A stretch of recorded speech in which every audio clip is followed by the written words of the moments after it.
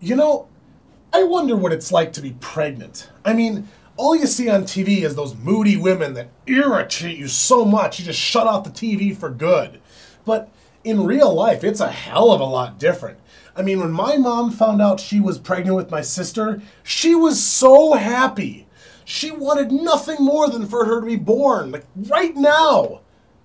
But childbirth is terrible. It's non-stop pain for hours.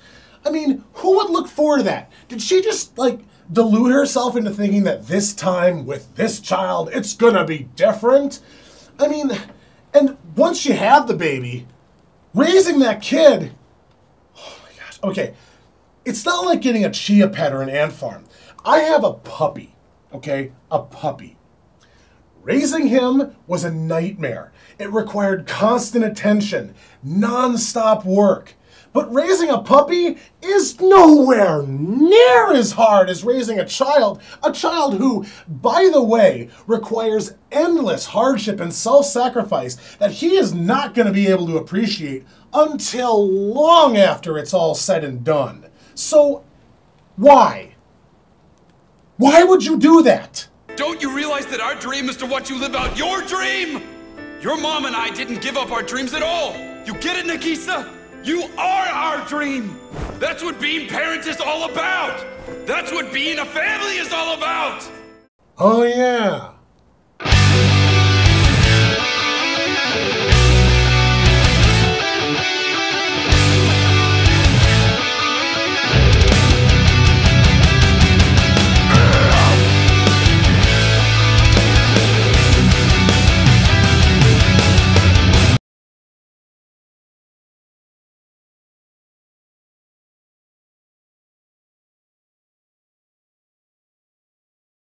Well, Nagisa's pregnant and everything is looking up, so let's rejoin the happiness already in progress.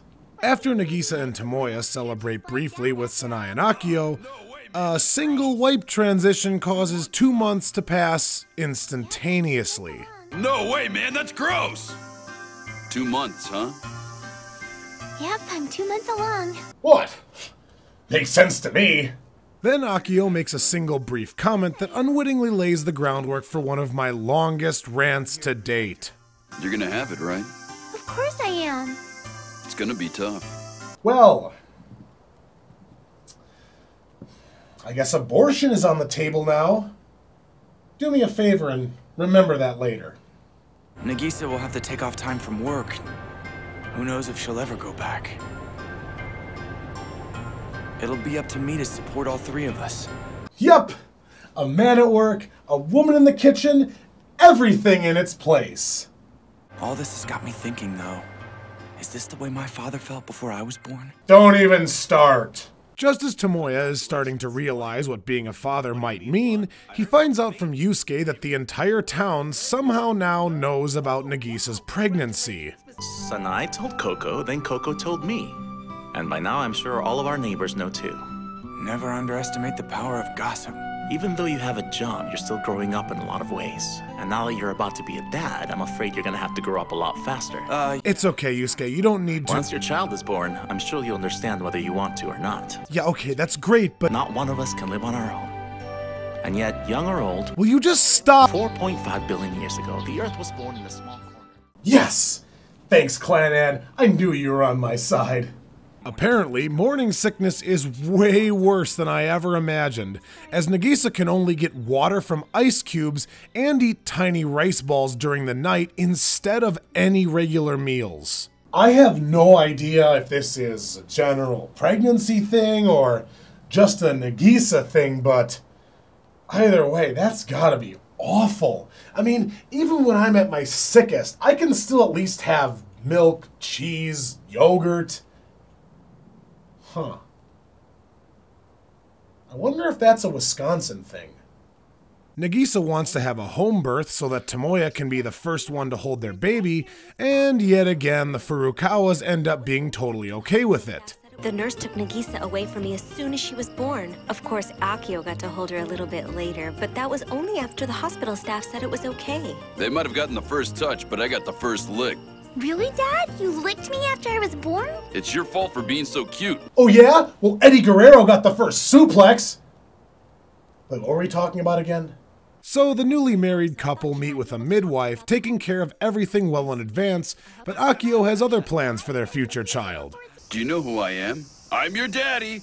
Don't lie to the baby, Dad. You're gonna confuse it before it's even born. Wow, what a lame baby. It can't even take a little joke. It's Nagisa's baby, isn't it? Of course he can't take a joke. Oh hey! It's Make Fun of Pregnant Women Day! Clannad! At the time, I thought everything was going to work out perfectly. Well, that's what I said at least. By the time I got here, she'd apparently collapsed on the floor. Don't be afraid, Tomoya. Everything's gonna be fine. Well, it's not like she's gonna die or anything. Wait a minute. By going off just now, you gave away what was gonna happen.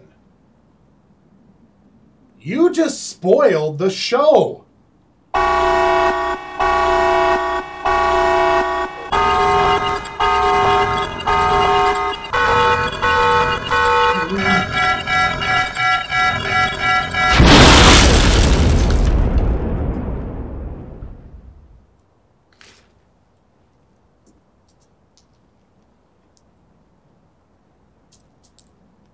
Huh.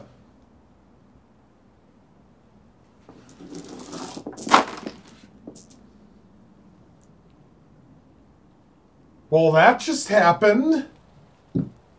With concerns over Nagisa's health, Sanai takes Tomoya to the restaurant where Nagisa used to work just, like, one episode ago, to discuss where they should go from here. It's about Nagisa and the baby. I spoke with the doctor the other day, and he said there may be some risks we didn't know about when she gives birth. And just for the record, I haven't told Nagisa yet. The doctor told me in private, but you should know too. He said the burden placed on her body will be a little greater than a normal delivery. But that's speaking for Nagisa. The childbirth itself should be unaffected. I see. Of course, that's assuming Nagisa's health stays stable for the delivery. To be honest, we don't know much about Nagisa's illness, so it's hard to predict.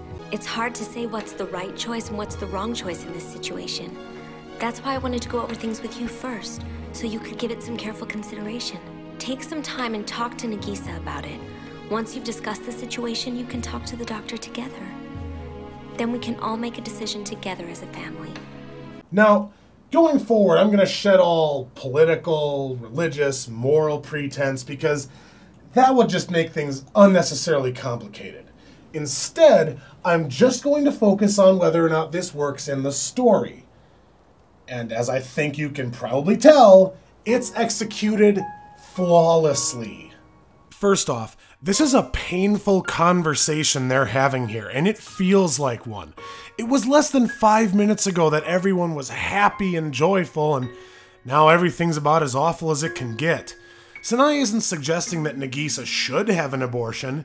She's merely suggesting that Tomoya and Nagisa talk it over because her health is a serious concern. She also suggests that if they're going to do it, that Nagisa should get it done ASAP because the baby's only going to grow further and having the procedure is going to become more and more reprehensible and difficult by the day. It's an incredibly difficult conversation and the word abortion isn't even used once. This is the way this conversation should go. It's carried out with consideration, sensitivity, and grace. And it also makes sense that Sanai, a woman, is the one floating the idea, and that she does so in a way that makes sense for how her character would act. However, this is probably the biggest change from visual novel to anime. But I'm not quite ready to talk about that yet. I'm still waiting for one more plot point to drop, so let's just move on. A despondent Tomoya reaches out to Akio for advice. What he gets instead is the rest of the story to what happened the night Nagisa collapsed as a child, a story Akio told partially to Tomoya in the first season. Back in the day when that doctor couldn't do anything for Nagisa, Akio, in desperation, scooped her up and ran to a clearing at the top of a hill, which is where he and Tomoya are right now. He dropped to his knees praying for Nagisa to be healed, and as the sun rose, his prayers were answered, and Nagisa miraculously awoke from her fever coma. Great. This bodes well. From the first time I watched After Story, I knew what was happening here. This is the place where Nagisa's life was miraculously saved, and now it's being paved to put up a hospital. Not only is there a ton of irony here, but this is also some really depressing foreshadowing. Because if something terrible does happen to Nagisa again, the one hope for her is now gone. Of course, this is all very metaphorical, which is what makes things so much worse. Whether or not you figured out any of this on your own, you could probably tell that this wasn't good. And it's not. I mean, basically, the show is telling us in a subtle way to abandon all hope, even though everything the characters are saying is the opposite. Fantastic. So, to compound the terrible pall that's washing over every single inch of the screen right now, Tomoya and Nagisa decide to name their baby Yushio, and then, well... Yeah, we're going to come to the beach with Yushio next year, no matter what. It's a promise. A promise. Uh-huh, you promise, right, Nagisa? Yeah, of course. I promise. Fuck this. Why don't you just roll over and die right there? I mean, could you please look more hopeless? Damn it!